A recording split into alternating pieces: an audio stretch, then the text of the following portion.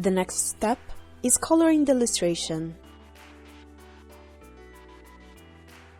First, I create a new layer and place it all the way below the line drawing.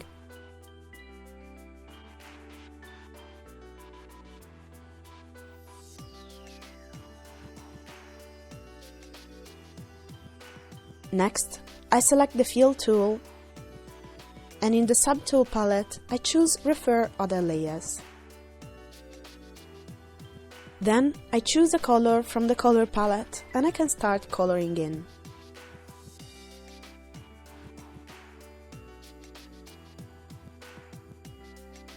If there are small gaps between lines that prevent you from coloring with the Fill tool, try turning on Close Gap in the Tool Properties palette.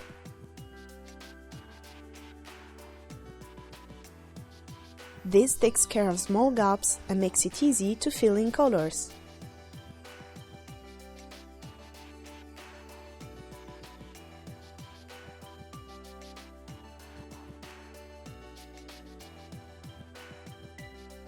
If you want to change the color at a later time, just select the color you want to change it to and select Change Color of Line Color to Drawing from the Edit menu in the command bar.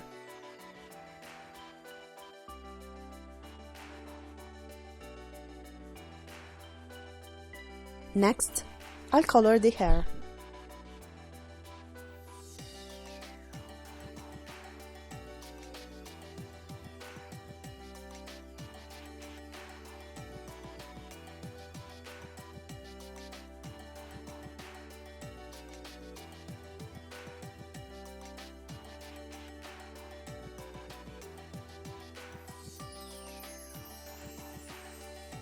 By separating the layers for each color, I can edit and change the painted colors later.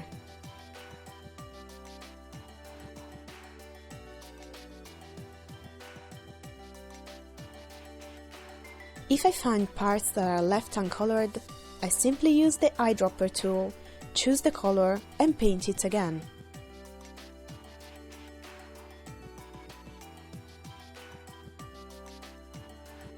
If there are small parts that are hard to fill with the normal fill tool, choose the Close and Fill or Paint Unfilled Areas tools from the Subtool palette.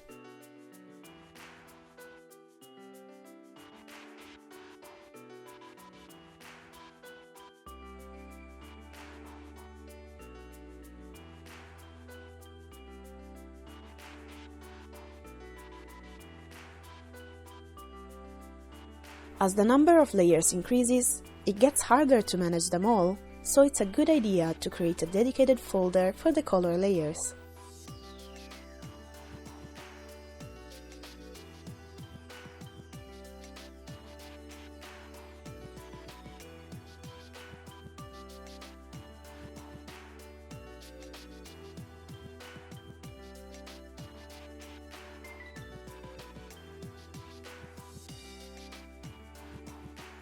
Once done, the next thing I'll do is painting the shadows.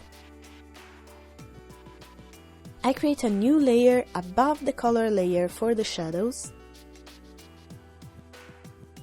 and set the blend mode to multiply. After selecting a slightly brighter color, I start painting the shadows.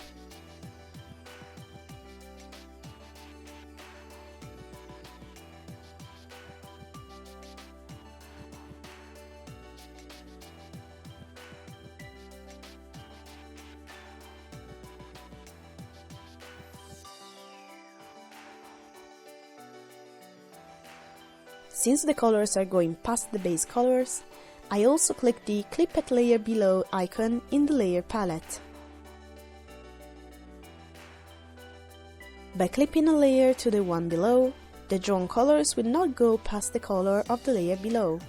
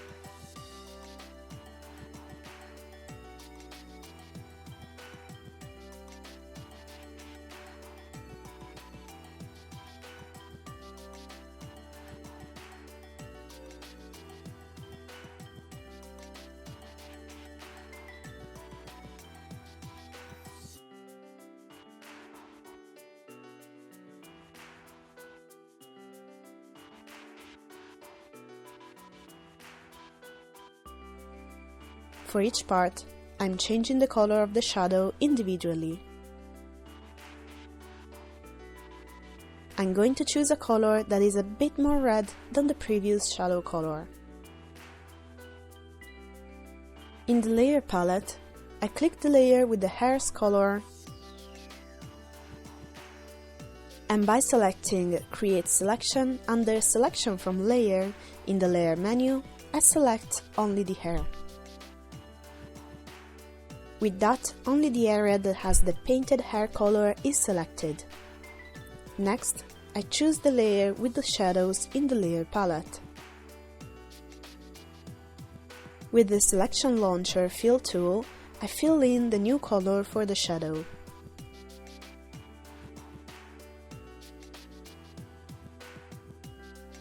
I then clear the selection in the launcher, and this is how the shadow color of the hair can be changed easily.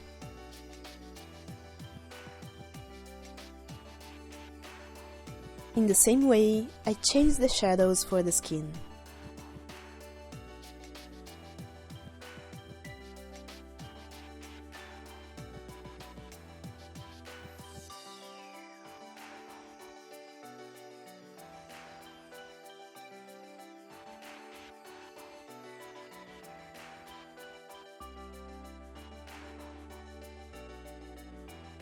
Once the shadows are done, I hide the layer temporarily. In the next step, I'm going to add some blush to the cheeks, for which I create a new layer and apply a soft red color with the soft subtool of the airbrush tool.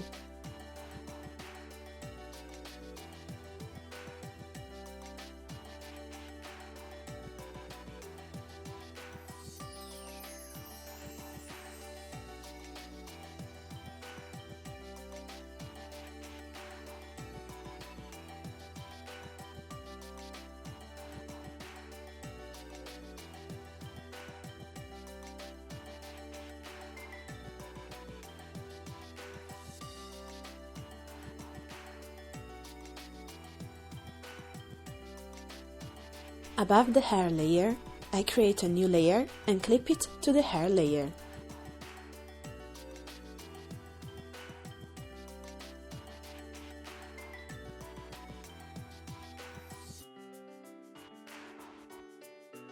With that done, I pick up the color of the jacket with the eyedropper tool to draw the pink strands of the hair.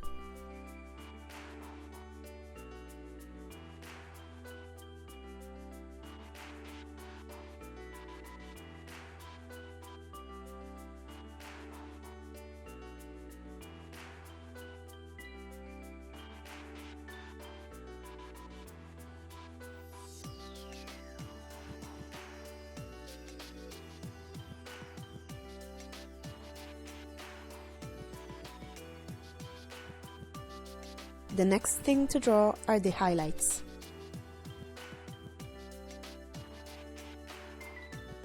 As I did with the shadows, I'm going to clip a new layer above the other color layers and draw the highlights.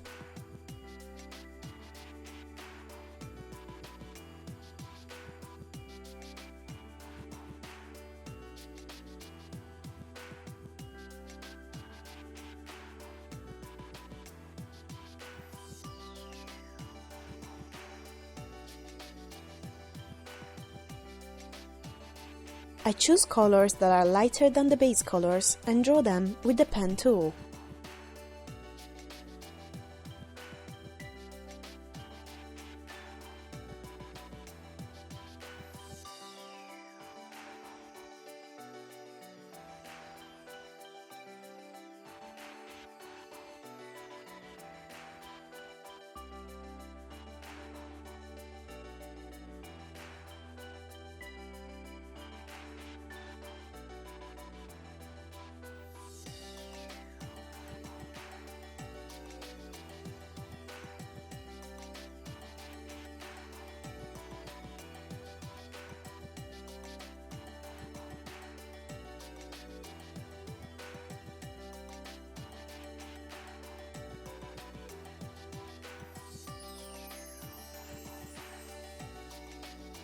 Then I make the shadows visible again and check the image as a whole.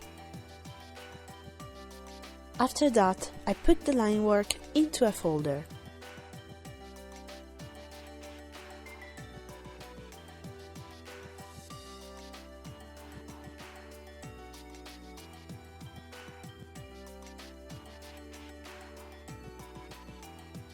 Lastly, I changed the line color of the character by selecting the line layer folder and changing the layer color in the layer property palette to make it more interesting.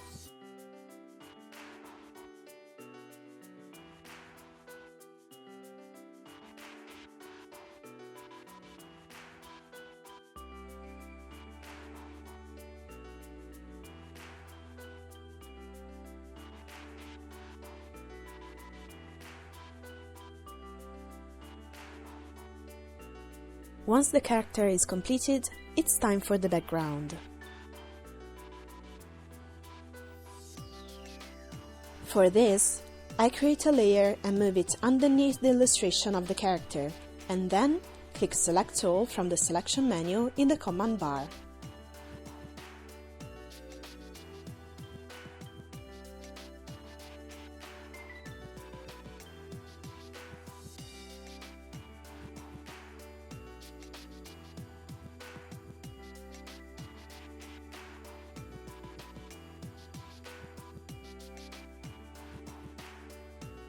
The selection launcher will appear, and I am going to select a green color and then click the Fill tool. After that, I cancel the current selection and select different parts with the lasso tool.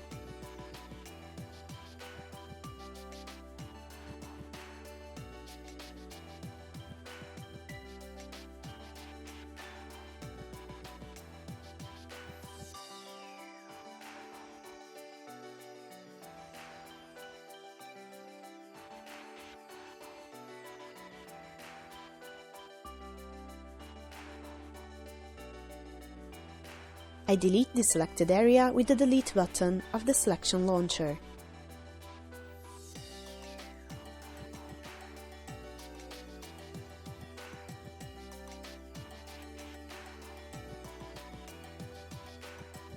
From the tool palette, I choose the Decoration tool, select the Pattern group, and use the Star brush to add the effect in white to the background.